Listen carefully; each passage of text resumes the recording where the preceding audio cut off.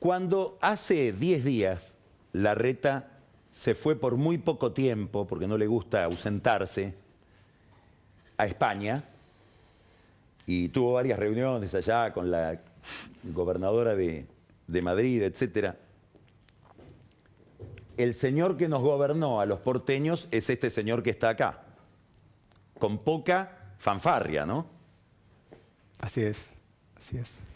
Entre las muchas peculiaridades de Emanuel Ferrario, hay una que es por la que quiero empezar esta conversación, Emanuel.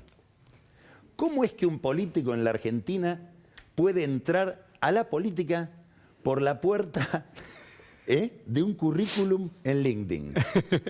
Bueno, primero, gracias por invitarme. Sí, bueno, es Contá verdad. bien, Te cuento. porque a lo mejor el que nos está mirando no entiende qué te quise preguntar. Es así, yo llego al gobierno de la ciudad, al PRO, en el año 2014. Yo me había ido a estudiar afuera, me gané una beca, me había ido a estudiar a Stanford, una maestría en políticas públicas, vuelvo a Argentina, sabía que quería trabajar en la función pública, pero no sabía muy bien desde dónde, y encuentro una búsqueda en LinkedIn, en esta red para buscar trabajo, y me entrevistan para un área de planificación y control de gestión, que era lo que a mí me gustaba hacer, lo que yo sabía.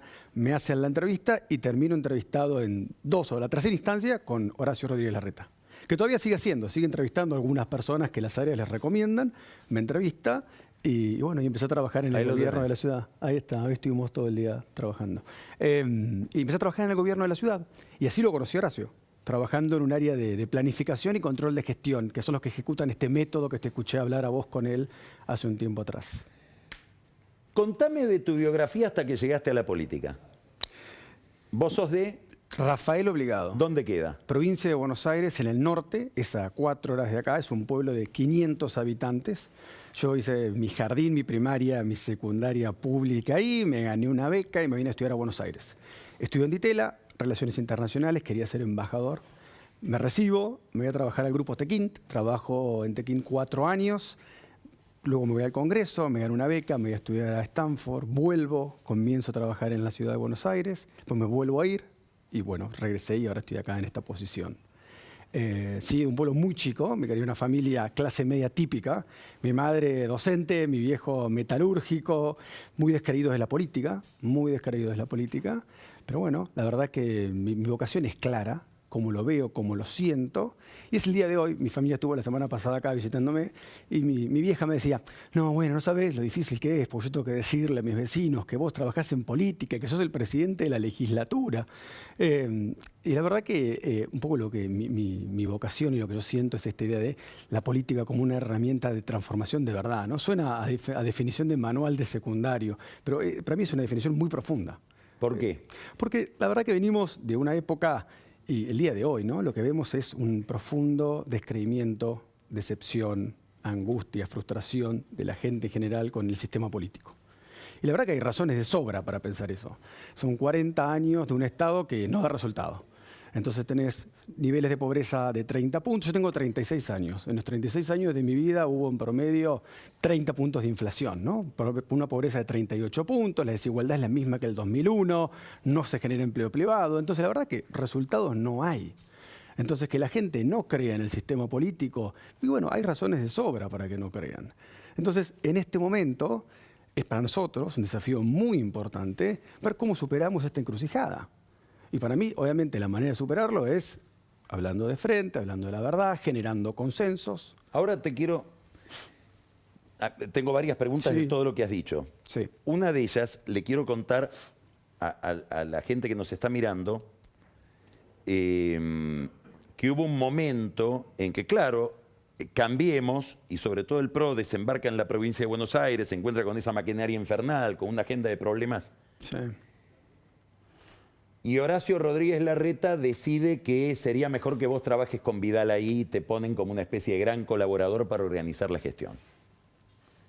Entonces a mí me gustaría que esta agenda de problemas que acabas de describir la pongas en situación en la provincia de Buenos Aires y sobre todo en el conurbano, que es además el lugar de la batalla política, ¿no? Totalmente. Ahí está Cristina, ahí es donde ustedes tratan de pelear para avanzar en el orden nacional. ¿Cómo fue tu experiencia en la provincia de Buenos Aires y por qué pensás que esto es viable? Tuve una gran experiencia en la provincia. María Eugenia Vidal me nombra subsecretario de Planificación y Control de Gestión. A María Eugenia la conozco también trabajando en la provincia.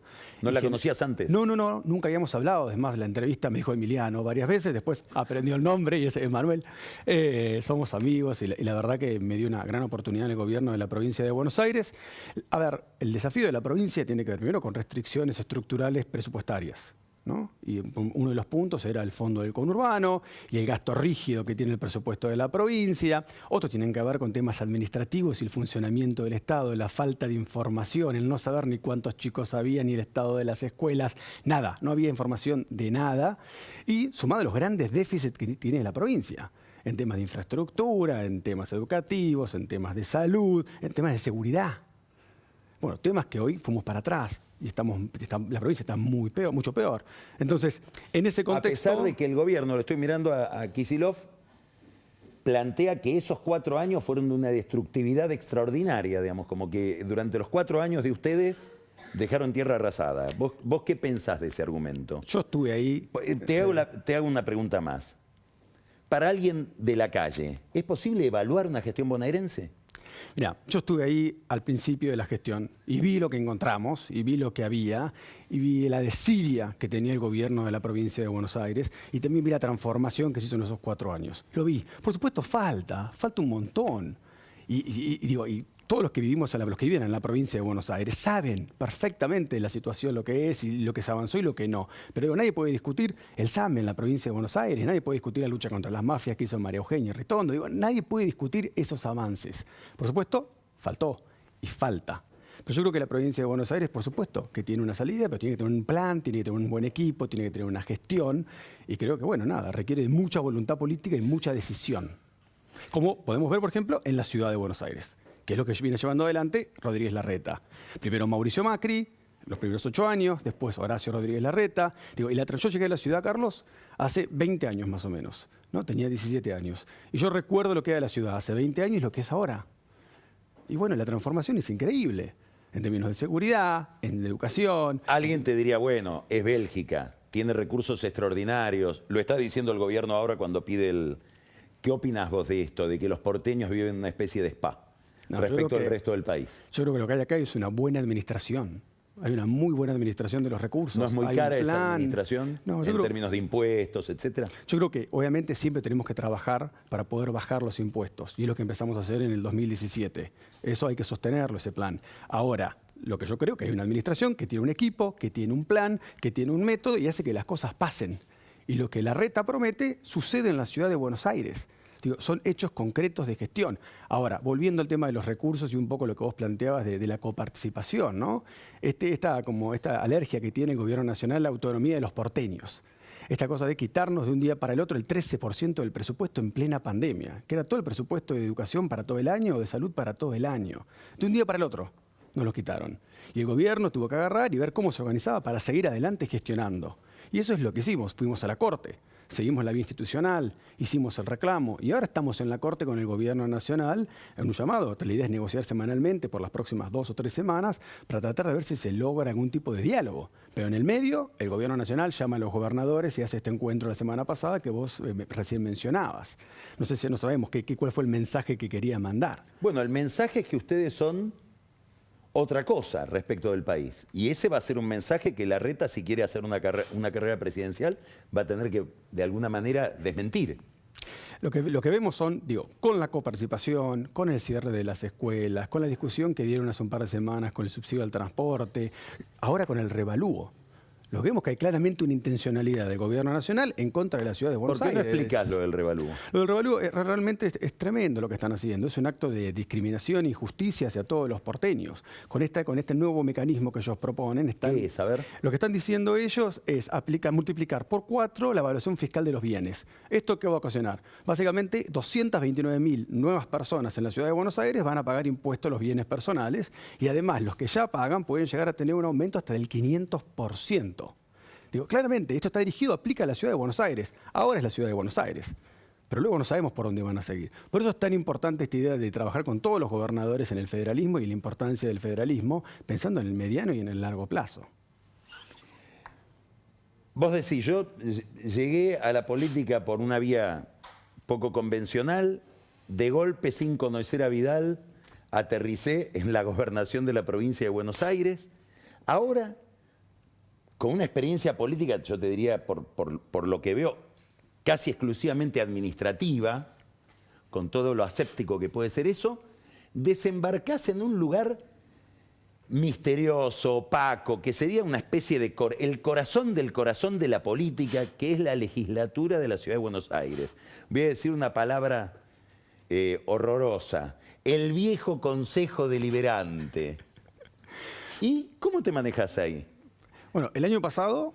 Primero, ¿cómo entendés los códigos de todo eso? Bueno, el año pasado, por primera vez, fui candidato. Nunca había sido candidato en mi vida. Y cuando me ofrecen esta posibilidad, por supuesto que sentí como esos nervios, porque no sabía cómo... Te pones nervioso, porque da la impresión de que sos medio audaz, ¿no? La audacia es un valor, diría Larreta, pero digo, no, la verdad que obviamente sí es un proceso, ¿no? Es un proceso siempre de aprendizaje en la vida, en general. Verlo de esa manera me parece que... La audacia, ¿cómo es? La audacia es un valor, diría Larreta. Sí. Aparece otro Larreta, ¿eh?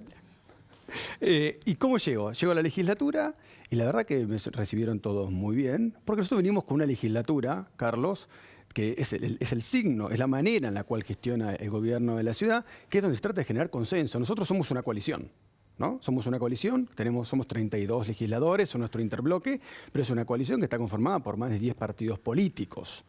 Entonces, con esa coalición, nosotros lo que aprendemos es, bueno, ok, ¿cómo vamos a llevar adelante nuestras reformas? Y damos las discusiones que tenemos que dar ante cada uno de los proyectos que vamos a llevar adelante. Y eso es importante, porque es una manera de gestionar. Y es cómo lo entendemos nosotros la transformación. Y el cómo entendemos que la gestión, no sucede en abstracto, no sucede en el vacío, ¿no? Sucede en un contexto político. Y en la legislatura es eso lo que sucede. Estás diciendo lo que dice Cristina, con otras palabras.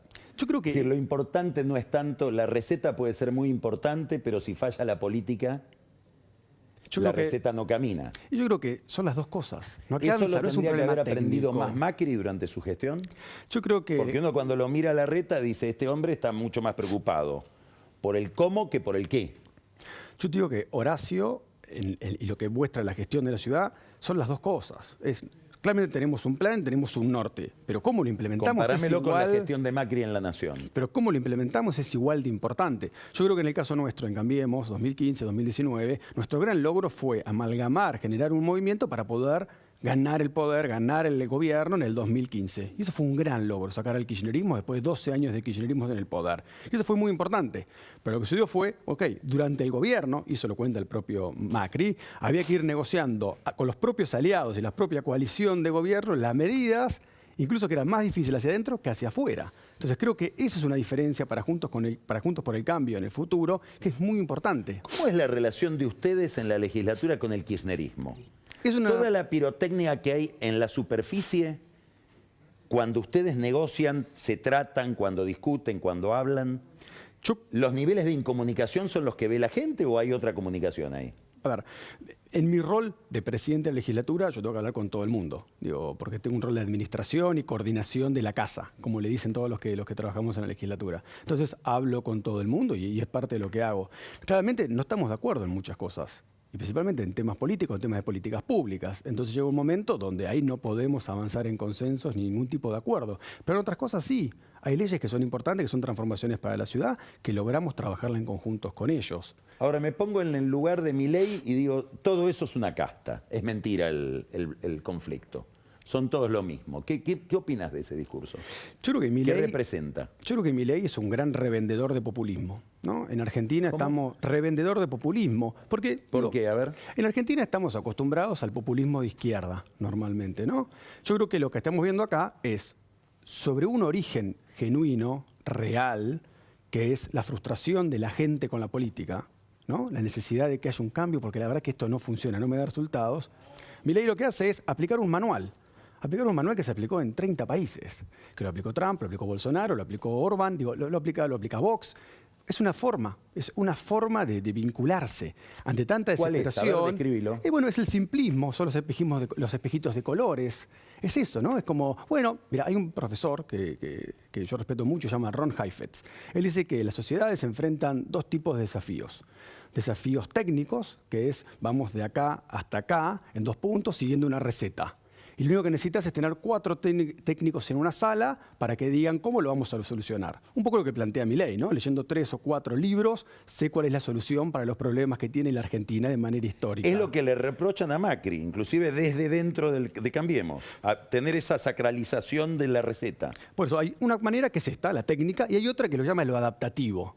¿Qué quiere decir esto? Bueno, los problemas son más complejos, tienen que ver con los valores, con las creencias, con las prioridades que tienen las sociedades. Y ese trabajo involucra la verdad, involucra el trabajo colectivo, involucra liderazgos, ¿sí? Liderazgos que puedan llevarlo a cabo, y es mucho más complejo, es menos lineal. Entonces me parece que lo que está proponiendo él es eso, es un simplismo total, y la verdad que yo creo que los argentinos lo que necesitamos es darnos una discusión honesta, abierta, de una hoja de ruta consensuada, que va a requerir de mucho liderazgo, y es muy importante que se Ahora dé, te hago ¿no? una pregunta, otra, pensando en Larreta, Sí.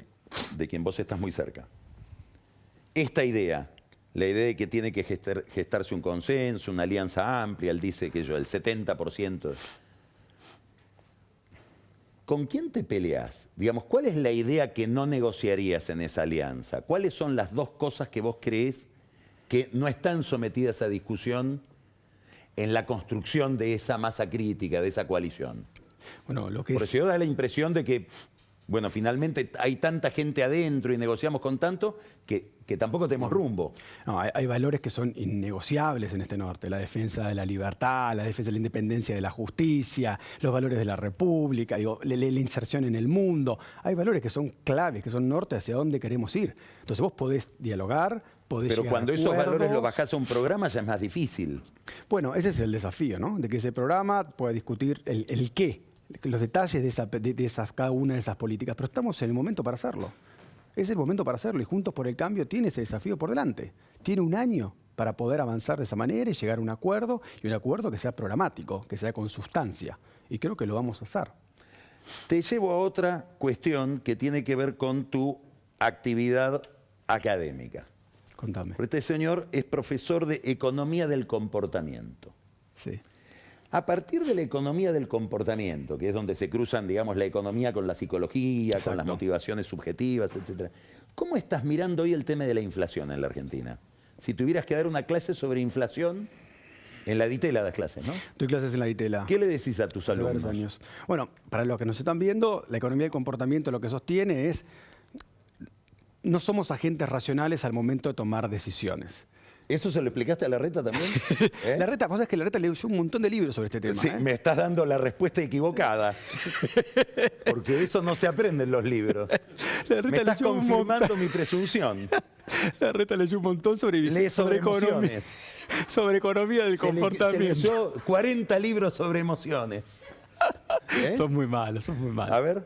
No, entonces lo que sostiene la economía del comportamiento es que hay, básicamente no somos racionales al momento de tomar una decisión, las emociones juegan un rol muy importante, no tenemos la habilidad para hacer los cálculos, nos falta información, no tenemos los escenarios. Bueno, y la inflación es expectativa. Digo, si vemos lo que hizo el presidente hace 2 semanas, ¿no? En 72 horas voy a anunciar la guerra contra la inflación. Digo, ¿quién anuncia una guerra 72 horas antes? Y después cuando anunció no hubo nada, fue todo pirotecnia. No 72 horas antes, 2 años después. Bueno, exactamente, 2 años después. Entonces, digo, me parece que esas son todas las cosas que Argentina tiene que revertir. Vos mencionabas recién que por tu manera de narrarlo era hasta gracioso la relación entre el vicepresidente y el presidente. Eso es tremendo. Digo, ¿Por qué? Y porque estamos paralizados, todos los argentinos. Mientras ellos disputan poder y juegan al teja ahí entre las cosas, entre las cajas del gobierno, y quién hace una cosa y quién hace la otra, los argentinos estamos esperando qué vamos a hacer. Eso es tremendo para nuestro país. Entonces el presidente avanza 2 pasos y da 3 para atrás.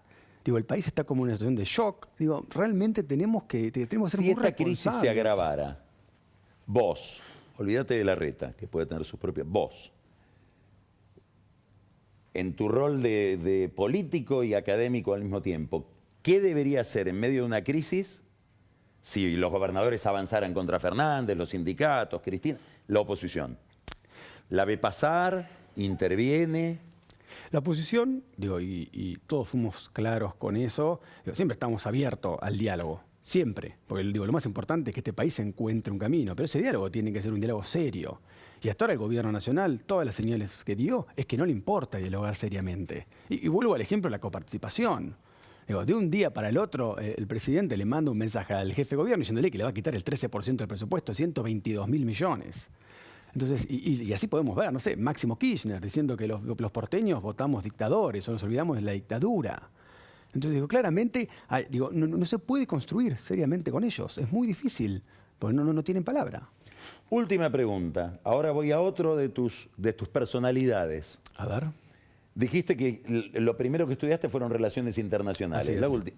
¿Cómo ves como político argentino, porteño, etcétera, lo que está pasando en Rusia, en Ucrania? Estoy muy preocupado. La verdad, primero fue como muy lamentable lo que tardó el gobierno argentino en pronunciarse, ¿no?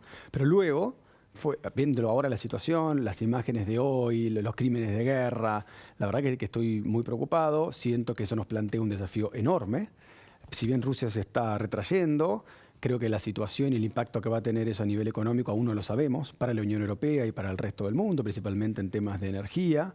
Creo que los organismos multilaterales están puestos a prueba y la verdad que lo que está sucediendo va a replantear la organización de los principales actores de poder en el sistema internacional, China, Rusia, Estados Unidos, y cómo Argentina se define en ese contexto, ¿no? Que esperemos que tenga la solidez y la claridad para tener una postura, bueno, hacia donde nuestro país históricamente fue. Bueno, supongamos que Larreta quiere ser candidato a presidente. Supongamos que en esa aspiración inicia la campaña y decide tomarse licencia. Este es el que nos va a gobernar. Carlos. Emanuel, muchas gracias. Muchas gracias por la invitación. Gracias. Vamos a un corte y viene enseguida Pancho Olivera, con el que vamos a hablar de varios temas que tienen que ver con la ciudad, cuestiones donde lo que parece una ruptura es acuerdo entre el gobierno y la oposición, y Daniel Vilota y algunos nuevos emprendimientos de un sindicalista empresario, Víctor Santamaría, en el conurbano bonaerense. Ya volvemos.